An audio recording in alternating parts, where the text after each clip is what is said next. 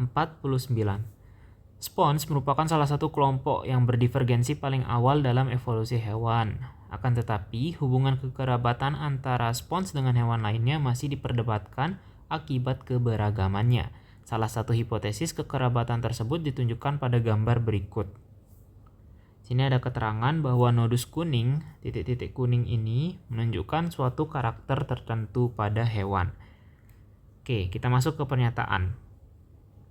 Yang A, kelompok spons menyusun sebuah kelat. Nah, kelat itu apa? Kelat itu merupakan kumpulan keturunan yang berasal dari satu leluhur yang sama, atau biasa disebut sebagai monofiletik. Nah, kenapa kelompok spons itu tidak menyusun sebuah kelat, atau kenapa pernyataan ini salah? Karena apabila spons ini dia nanti akan memiliki keturunan misalnya, maka keturunannya itu tidak tergolong sebagai suatu kelat atau tidak termasuk monofiletik, melainkan parafiletik, yaitu bisa berasal dari lebih dari satu leluhur yang sama. Kenapa demikian? Karena di garis keturunan ini yang sejajar itu, spons itu ada lebih dari satu keturunan, atau spons ini berasal lebih dari satu leluhur yang berbeda. Jadi nanti kalau misalnya dia punya keturunan nih, spons ini kita sebut aja spons yang A. Dia punya keturunan, tapi nanti kita nggak tahu dia keturunannya itu berasal dari spons yang ini kah atau spons yang ini. Jadi tidak monofiletik, melainkan parafiletik. Jadi jawabannya salah. Kalau contoh yang membentuk monofiletik itu nih di titik A. Titik A ini membentuk suatu kelat. Kenapa? Karena yang dari titik A ini nanti bercabang menjadi keturunan-keturunannya, yang dimana keturunannya itu kalau ditarik garis ke belakang berasal dari kelompok karakteristik A. Jadi yang menyusun kelat itu ada di karakteristik A ini, sementara spons ini tergolong sebagai parafiletik, tidak membentuk kelat. Kita lanjut yang B. Karakter A merupakan sinapomorf dari seluruh hewan. Kita harus cari tahu dulu apa itu sinapomorf dan lain sebagainya. Jadi dalam kemunculan suatu karakteristik di pohon filogenetik ini ada beberapa istilah. Yang pertama di sini ada yang namanya apomorf. Apomorf atau apomorfi itu adalah sifat baru atau karakteristik baru pada makhluk hidup yang berbeda dari leluhur. Biasanya apomorf ini timbul ketika evolusi, dan apomorf ini terjadi pada tingkatan takson yang sama. Tidak hanya pada satu individu ya, atau satu spesies, tapi dari spesies yang sama di tingkatan takson yang berbeda. Di tingkatan takson yang sama pada spesies yang berbeda. Contohnya yang ini, yang gambar hitam ini. Nah, lawannya si apomorf itu ada pleisomorf. Kalau tadi apomorf adalah sifat baru yang berbeda dari leluhur, pleisomorf ini merupakan sifat lama yang terus diwariskan dari leluhur. Jadi berlawanan ya, apomorf dan pleisomorf. Nah, kemudian ada yang namanya autapomorf. Autapomorf ini merupakan sifat unik yang ada hanya pada satu takson aja. Contohnya yang ini. Kalau tadi apomorfi, dia ada yang dari spesies berbeda tapi masih satu tingkatan takson. Tapi kalau si autapomorf ini, dia sifatnya hanya ada pada satu takson. Anomali lah kalian bilang kalau sekarang mungkin. Nah, selanjutnya di sini ada yang namanya sinapomorf. Sinapomorf itu adalah sifat atau karakteristik baru yang dimiliki bersama oleh beberapa takson dari tingkatan yang berbeda.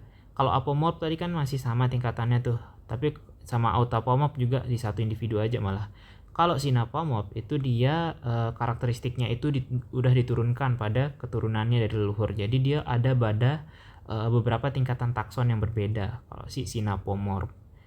Nah, lalu yang terakhir ada namanya homoplasi. Homoplasi itu dia mirip kayak karakteristik evolusi konvergen, di mana dia ada sifat serupa dari spesies pada dua takson yang berbeda dan berasal dari leluhur yang berbeda atau jauh.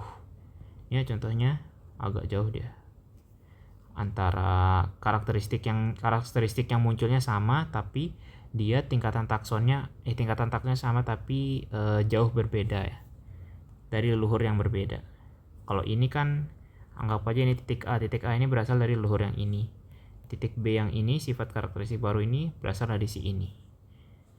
itu tentang homoplasi. Jadi itu yang perlu kita ingat ya, apomorf, pleisomorf, autapomorf, synapomorf, dan homoplasi. Dan dalam karakteristik soal atau pernyataan pada soal di sini ditanyakan adalah dikatakan bahwa karakter A ini merupakan synapomorf. Nah, tadi karakter A itu apa? Synapomorf itu apa? Synapomorf itu tadi merupakan suatu karakter atau sifat baru yang muncul dari beberapa tingkatan tingkatan takson di sini. Dan di sini jawabannya benar. Kita bisa lihat pada tingkatan takson A ada suatu sifat yang ditandai dengan nodes kuning. Lalu pada tingkatan B, di tingkatan takson berikutnya ada muncul lagi B. Lagi di tingkatan berikutnya muncul lagi dia. Berarti dia membentuk suatu synapomorf dari keseluruhan hewan-hewan ini. Si spons punya, si cnidaria punya, kemudian yang kumpulan Eumetazoa bilaterians juga punya. Jadi di sini jawabannya benar, karakter A membentuk synapomorf dari seluruh hewan. Yang C, karakter C menunjukkan keberadaan selom. Sini jawabannya salah. Selom itu apa? Selom itu adalah rongga tubuh. Nah, biasanya di sini rongga tubuh itu dimiliki oleh organisme pada tingkatan film yang sudah lebih kompleks, strukturnya sudah lebih matang. Dan di sini untuk hewan-hewan yang tidak memiliki selom atau rongga tubuh disebut sebagai hewan yang aselomata. A itu artinya tidak ya, aselomata berarti tidak memiliki selom atau tidak memiliki rongga tubuh. Dia berasal dari beberapa film contohnya yang ini ya, Porifera, Cnidaria, Platyhelminthes. Porifera itu contohnya spons, cnidaria itu contohnya ubur-ubur, karang, dan lain sebagainya. Kemudian kalau Platyhelminthes itu contohnya adalah cacing pipih. Nah, di sini dinyatakan bahwa karakter C menunjukkan keberadaan selom. Nah, kita lihat pada karakter C ini keturunannya itu apa aja sih? Nah, karakter C itu punya keturunan berupa cnidaria dan bilaterians. Bilaterians ini kan melambangkan simetrisitas tubuh, yang dimana bilateral itu biasanya dimiliki oleh hewan dengan struktur tubuh yang sudah lebih kompleks. Berarti sudah termasuk hewan dengan film yang lebih tinggi. Umumnya kalau dia udah tergolong bilaterian, dia hewannya itu memiliki selom. Jadi kalau C ke D ini benar dia menunjukkan keberadaan selom, tapi yang bikin pernyataan ini salah adalah ini si cnidarians. C itu menghasilkan keturunan 2, bilaterians punya rongga, cnidarians tidak punya rongga. Nah, itu yang bikin dia salah. Karena pada cnidaria itu contohnya ubur-ubur nih ya, aselomata salah satunya berasal dari film cnidaria. Contohnya tuh ubur-ubur, karang, dan lain sebagainya, itu dia nggak punya rongga secara hafalan kita. Dan di sini jadi jawabannya salah. C ini tidak menunjukkan keberadaan selom karena salah satu keturunannya itu adalah cnidaria yang notabene-nya adalah hewan aselomata. Jadi bisa disimpulkan bahwa karakter C ini tidak berhubungan dengan keberadaan selom. Jadi jawabannya salah.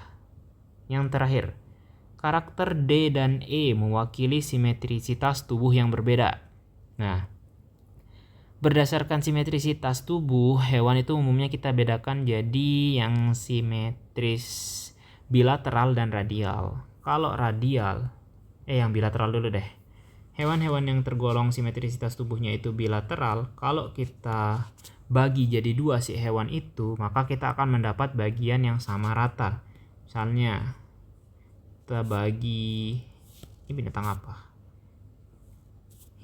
Anggap aja ini belalang ya.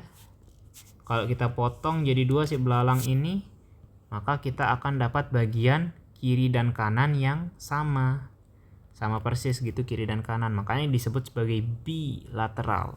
Jadi dibagi jadi 2 dapat bagian yang sama. Biasanya dimiliki oleh hewan-hewan yang udah kompleks. Contohnya ya ini serangga, kemudian hewan-hewan vertebra lainnya. Lalu kalau yang lawannya si bilateral atau jenis lain dari simetrisitas tubuh selain bilateral itu ada yang namanya simetris radial. Contohnya apa simetris radial ini? Contohnya tuh si bintang laut, atau juga nanti si bulu babi. Mungkin lebih enak pakai contoh si bulu babi ya, atau si archin. bulu babi itu kan bentukannya bulat, lalu ada banyak duri, yang dimana kalau di simetrisitas tubuhnya ini mau dipotong jadi berapa-berapa juga kalian bakal dapat bagian yang sama. Potong aja dia jadi 8 kayak gini, nanti kalian bakal dapat bagian yang sama antara setiap potongannya. Jadi dia tergolong sebagai simetris radial. Apa aja sih hewan yang punya simetrisitas tubuh radial itu? Contohnya di sini ada Cnidaria, kemudian ada Porifera juga termasuk. Jadi di sini untuk pernyataan yang bilang bahwa karakter D dan E mewakili simetrisitas tubuh yang berbeda, itu jawabannya benar. Karena di sini karakter D mewakili simetrisitas tubuh berupa bilateral, contohnya pada hewan-hewan yang kompleks tadi, yang ini. Kemudian yang E itu mewakili simetrisitas tubuhnya si Cnidaria yang tergolong sebagai simetri radial. Jadi berbeda ya antara simetrisitas tubuh hewan yang D sama hewan yang E. Satunya bilateral, satunya radial. Jadi untuk pernyataan yang menyatakan bahwa karakter D dan E mewakili simetrisitas tubuh yang berbeda, jawabannya benar.